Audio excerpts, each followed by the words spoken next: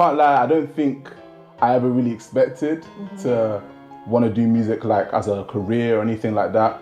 But kind of over time, like lockdown came across and I kind of decided to start doing producing and stuff like that. And from there, I kind of just started writing music and started like getting into this song creation and stuff like that. Started making music with my friends. And then from there, kind of just took off. I started writing for myself, started exploring music for myself and who I wanted to be as an artist.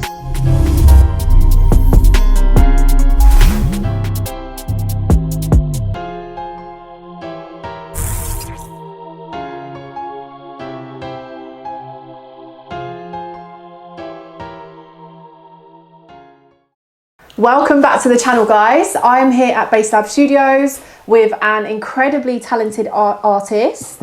I consider you a multi-genre artist, obviously from the music I've heard, but I want you to get into like the whole journey of you finding your sounds and how it's been so far. So do you want to just introduce yourself, name, age, where you're from? I'm Osa. I'm 23 and I'm an R&B and Afro. I'm a multi-genre artist from Hertfordshire. Cool. What was the next question? I think that was everything, like name, age, where you're from. Okay, cool. So I always like to start from the beginning of your journey, like what you were like as a child. Did you always want to pursue music? You know, how did you kind of grow into this person that you are? As a child, I can't lie, I was a mummy's boy. And my mum used to go to church and go to choir. And I used to follow her because if I didn't, I'd cry. So I've been singing like since my first memories. Like my first memories are me like on stage, nervous, holding my clothes. I'm just like nervous. And I can't lie, I don't think I ever really expected to want to do music like as a career or anything like that. But kind of over time, like lockdown came across and I kind of decided to start doing producing and stuff like that. And from there, I kind of just started writing music and started like getting into this song creation and stuff like that. Started making music with my friends. And then from there, kind of just took off. I started writing for myself, started exploring music for myself and who I wanted to be as an artist. And that's how we kind of got to where we are. Amazing. So you mentioned your mum. So did she actually sing as well? Did she ever wanted to like be a singer? Like was that something she wanted to pursue? No, mum just loves, she's a worshipper. She loves to, you know what I mean? So she just loves to sing for God. So what does she think about your music career? My mum loves it. Like, you know, Nigerian parents, they're very much like, you know, do education, get your degree or whatever, and then from that point, then you can kind of move on to like doing the things that you kind of want to do, if it's artsy or whatever. So like, they're very much in full support of like my music and everything. Do they ever like give you constructive criticism, anything like that? My mom's always telling me to sing a gospel song. That's it. Otherwise, not really. Do you think that's something you're gonna do? Drop one for her, dedicated.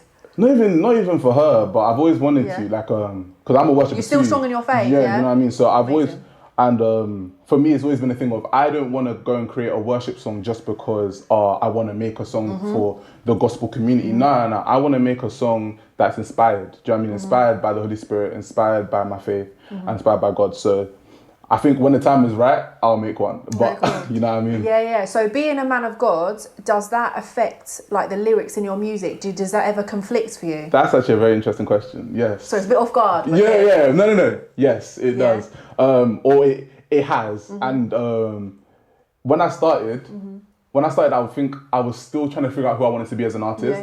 And that comes with your like subject matter.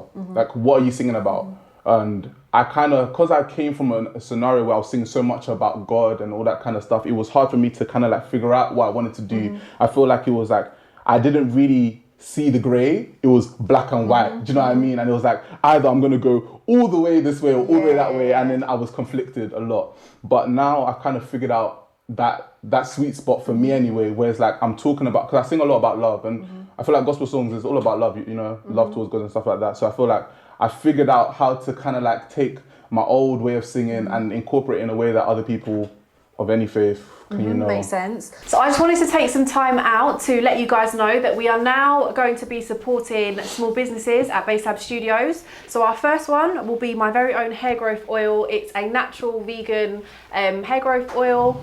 It's got 14 natural ingredients. So if you want to check that out at zavanaspa.com. So I'd love to gift you one, Osa. Thank you. Gift it to someone, you can use it yourself. It's great for beards, all of that. If you want long, lovely hair. So I'm gonna use it. Thank you. Yeah, you're welcome.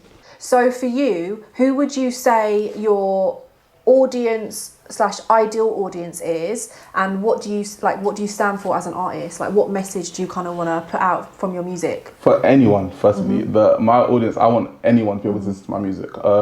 I feel like it is very just universal. Do you know what I mean? It's it's good vibes. It's just good music. Do you know what I mean? I feel like the days where we used to have like the Luther Vandrosses, all the just the proper like singers. Do you know what I mean? I really want to bring back that era. I want to be like the Usher of this era. Do you know what I mean? I want to bring back that era of just good singing. So that's kind of like how I see that. But in terms of my message, I feel like it's authenticity. I'm a very tall person, and I get every day, "Oh, you're a basketball player. You're a basketball player," and I'm not a basketball player. Do you know what I mean? I'm a singer. So kind of coming to a place where it's like, I just want to show people that you can be whoever you want to be, no matter what you look like. Even if you understand, even if you have the physical affinity to be whatever, do you know what I mean? Just do who you are. Like, who are you? Just be that. Okay, so how tall are you exactly? 6'8". 6 what? 6'8". 6'8"? Yeah. Okay, so being so tall growing up, like, did you feel awkward about it, or were you always kind of like confident and still strong in your height? Do you know what I mean? Not really. Nah, I wasn't. You were awkward about it? No, I was awkward about it. Oh, you was? Okay. Actually, I was awkward about it. Yeah, like I wasn't confident. Because you were probably like the tallest in your school. Do you know what's funny? I wasn't. Really? There was a guy that was taller. Okay. Yeah, there was a couple. Actually, I think there was 2 guys. But yeah, I wasn't always, because I was also I was a bit bigger back then as well. So it kind of came, I was a bit more insecure, I was a bit more shy to myself. But to be honest, it's kind of helped my music, because I've kind of always had this quiet and reserved, well, I won't say I'm quiet, but reserved and quite... introverted.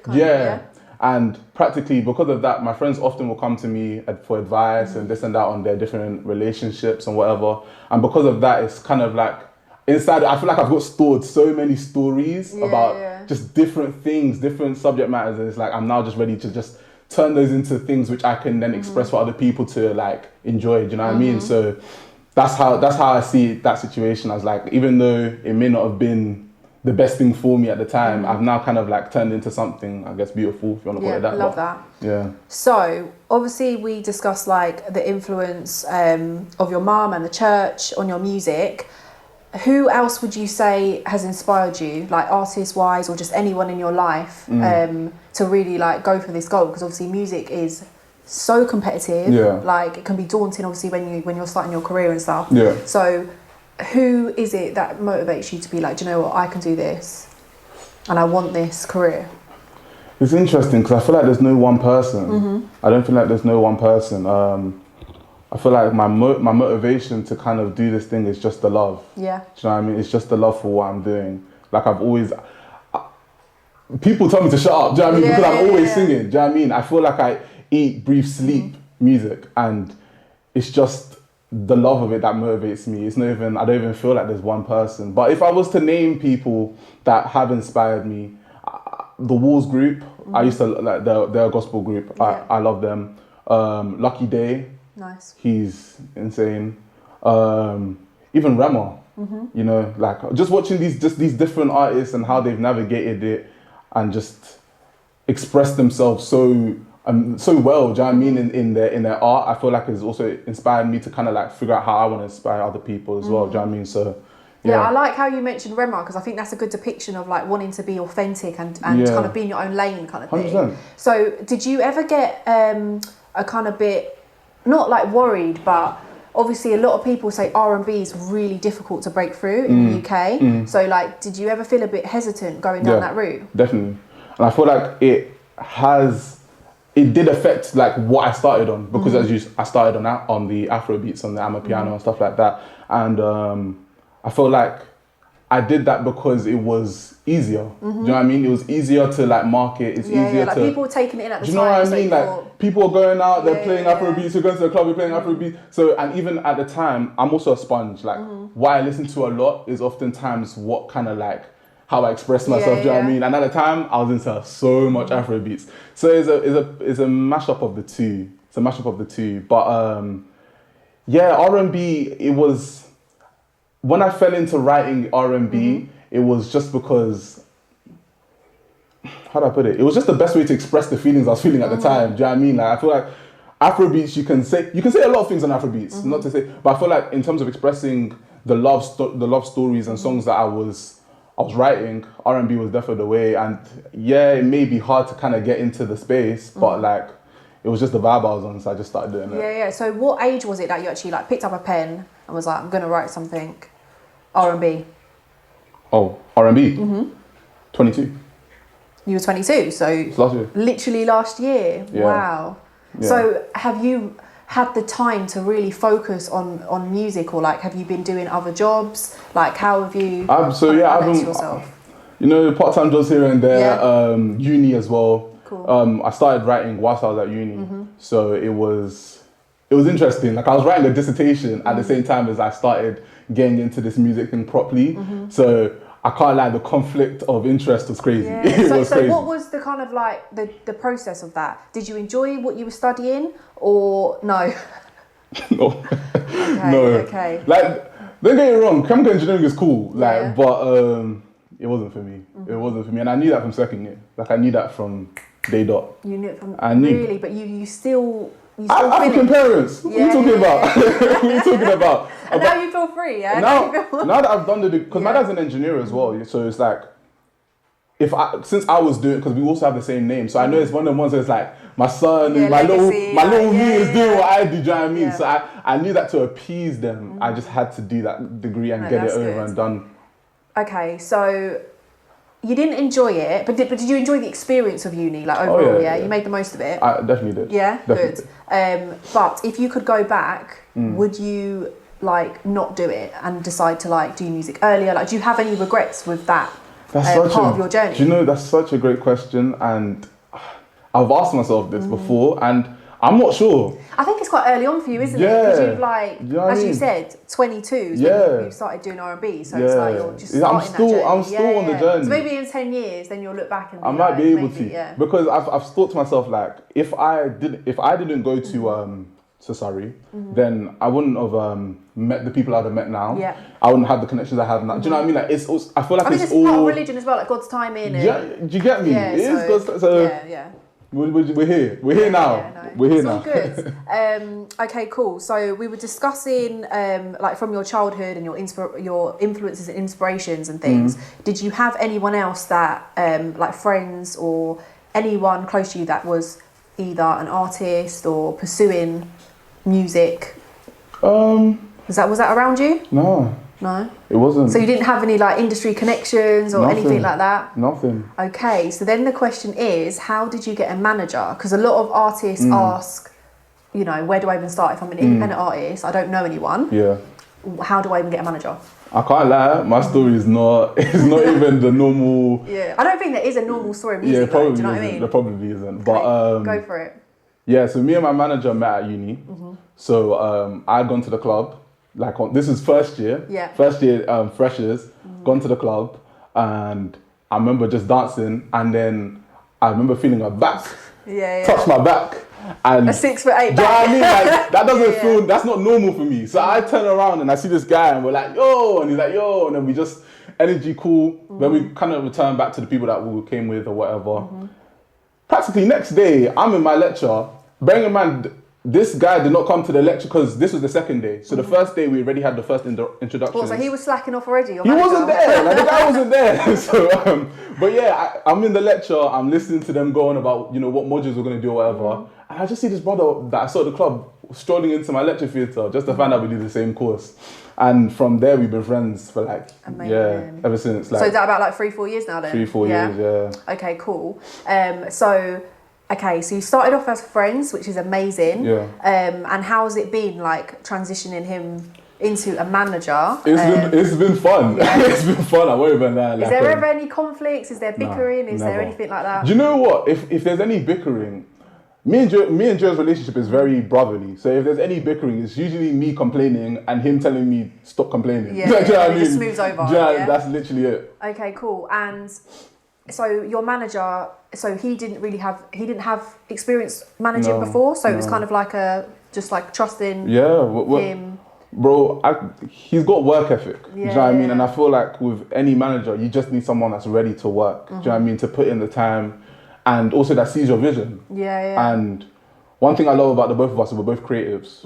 We both like bounce off each other really well. So it's one of the ones where it's like, not only do I have someone that's managing me, but it's like, if I have an idea, I can shout and be like, yo, what do you think of this? And he'll be like, why don't you do this, this and that? And I'll be like, I bet. But if we did this, this and that, maybe we could, do you know what I mean? Like, and we kind of, we create things together, do you know what I mean? Whether it's just my lyrics or if it's the cover art he's doing, it doesn't really matter what. We just discuss it together and So as an independent artist getting a manager, what were the things or like challenges that or like things that you didn't like doing about, because you're basically running your own business. So what were the things that you didn't like doing that you kind of needed your manager to do for you? If that makes sense. Socials. Socials. Okay. I'm a hermit. I'm actually somebody that likes to stay by himself. One, isn't it? It's a love-hate relationship. Yeah, like I'm such a I love being social. I like talking to people, but social media is not my favorite. So how did you go about that? Did he start filming you, or like what was the way that he got you into it? He just gets on my case. He just gets on my case. He sometimes even will be like, since you're not gonna do it, he'll just record a bunch of stuff and then he'll just post a TikTok himself. Okay, do you know what I mean? Like he just does whatever. Proactive. Yeah, he's the guy's proactive. But we're just a team. We just pick up where the other one kind of like leaves off, if that makes sense. So yeah. Is there anything that you still feel like you or you both need to work on to maybe get you to the next level? Like, I feel like there's a number of things to work on, but it's like I can't necessarily pinpoint one. But I'd say that as people, we're very adaptable and we learn quickly. We learn a module in the evening. We sat down in the library and learn a module in the evening. So I feel like we have things to learn, but like we'll probably, when we get there, we'll definitely cross the hurdles. So okay, cool. So what would you say? You just seem so like optimistic, and you seem like from talking to you, it sounds like it's been a smooth journey. Yeah, actually has. You feel like it has. That's amazing, because I think like you've really like put the faith into yourself. You've said you've gone for it because you thoroughly enjoy it. Is there anything like going forward that you're kind of concerned about being an artist that you see, or anything that you see of the industry that you're a bit skeptical of? Is there anything like that you thought of? I'm not even sure, you know, like I've looked, I know when you go into the industry, you hear a lot of mad things from drug and this and that to Illuminati and this and that to trolls and trolls are probably one that I don't want to deal with. Trolls is going to be interesting. Are you going to have like either your manager or someone else completely managing your socials as it grows, or is that something you want to keep personal to yourself? I think there probably is growth. There's probably room for that. Sorry. I'll probably still have some sort of like, you know what I mean? Like I'll probably still be there too. But I can imagine that, I'll probably get someone to manage it for me at some point. I'll probably, when it gets too big for me, I'll probably get someone to manage it for me. So what are your socials? OsaTheGaint everywhere. Okay. Everywhere. OsaTheGaint everywhere. Yeah. Okay, cool. So let's talk about Slip. Okay. Yeah. So what was the process of that song? Why did you make that song? How did you go about like the feature? And just everything. Okay, so Slip was interesting because it was I was in my room. I was on FaceTime actually. Okay, cool. With the guy that was on the song, Jono, and my other friend Russell. And I can't lie, I heard the beat on YouTube and I was just doing, I was making that noise bare, and these guys were like, no, also go record the melody that you're coming up with right now. So I must have recorded the melody, and it ended up being practically the majority of the song. And I was just on vibes that evening, to be real. I was just on vibes, so I was like slip slide, and from there I just started to just try and make a track that everyone can just vibe to and enjoy in a party setting. And in regards to like just Jono on it, he was on the FaceTime, so he was like, all right, let me start writing as well. So we were both just simultaneously writing over the phone. And then I have a home studio, so I just... That's what I was going to mention. So you were able to literally take that idea and start recording straight away. I itch when I have a song idea, and I can't, because I said I started with producing. So it was like, I started with the whole process of being able to record myself, create, and all that other stuff. And I've always had the equipment. So there's never been a situation where I songwrite and I don't have the means to create a song. Do you know what I mean? So even times like this Christmas just gone, I was without my equipment, and I wrote a song, and I was itching. Like I've never felt so uncomfortable. I was so uncomfortable. But yeah, I wrote it and then I immediately laid it down. So yeah. Okay, amazing. So do you have like a backlog of music at the moment? Yeah. Like what are you working on? What's going on?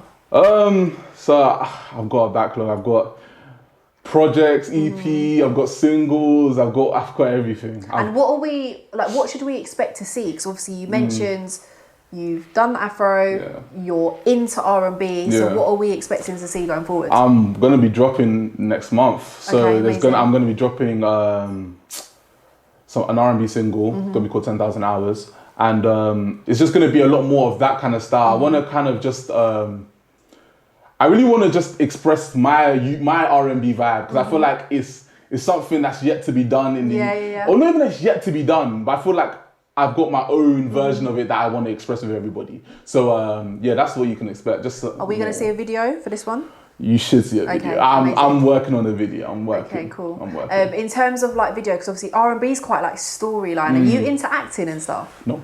No. I'm gonna have to learn.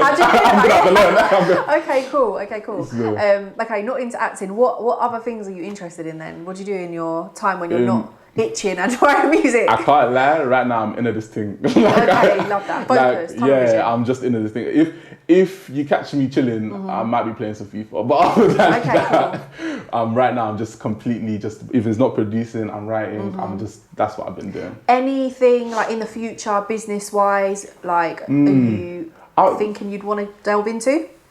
I think there's some things in the fact I can't say too tough right now because there's some things that when you discuss ideas and stuff like that, but I haven't yet formulated them completely. But I definitely have some things I want to get into after things hopefully pick up for me, my artistry and stuff. Amazing. So right now, focus on the music. Yeah. Another song's going to be out in about a month. Yeah. Yeah. So we'll just check the socials for that. 100%. So just as like a leaving message, what would you advise independent artists, new artists who are literally maybe they're 22 right now and they're going to start their music career? What would you advise them? I'd advise to just do you. Do you know what I mean? I'd advise to. Like, I feel like as an independent artist and someone just starting out, you're gonna feel like delusional at times. Like you're gonna feel like is what I'm doing making sense? Like self-doubt, do you know what I mean? Yeah.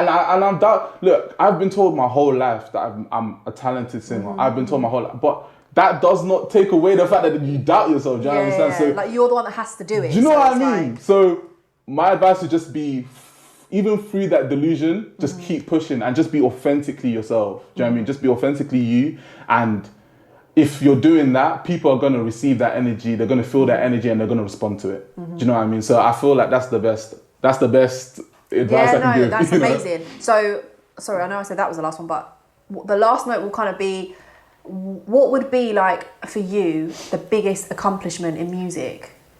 Ooh. That would make you feel like, I really kind of got to the peak of my career? Is there like a specific milestone? Is there a specific milestone? Or like a specific place that you'd want to perform, or like something that you'd want to do? The funny thing is, I've always said in my mind, like I've never really said this like actually out, like no one's even heard me say it, but I've always wanted a Grammy. Like I've always, you know what I mean? So it's always been like something I've always wanted for myself. So probably that. But otherwise, if it's not just like a singular moment, it would just be for people to connect with my music and just for me to be a well-known name because of my voice. Do you know what I mean? I've never really wanted to be like the biggest celebrity. I just want people to be able to appreciate my art.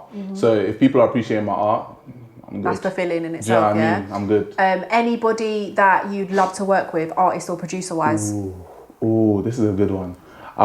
Drake, straight away. Like, that goes without saying, but Drake. I've always wanted to work with J5. I feel like that would be a cool way to tap into some more Afro stuff. What genre? Yeah, Afro. I was gonna say. Yeah, I mean, I feel like even Afro R&B. Do you know what I mean? Like just play around with the genre a bit. Anything? Anybody else? Lucky Day as well. Yeah, nice. That's definitely up there as well. And are you a kind of go with the flow when it comes to these things, or are you cool with like reaching out to people and? How are you with that? I leave it to Gio. I was going to say, or do you leave it to your manager? I leave it to Gio because Gio's a talker. Like he loves to talk, so that's his thing. Amazing. Well, thank you so much for coming down. Appreciate it so much. Look forward to the music that's coming out, guys. So thank you. If you haven't already liked, subscribed, please do keep supporting the channel. And I hope to see you again soon with another touch base.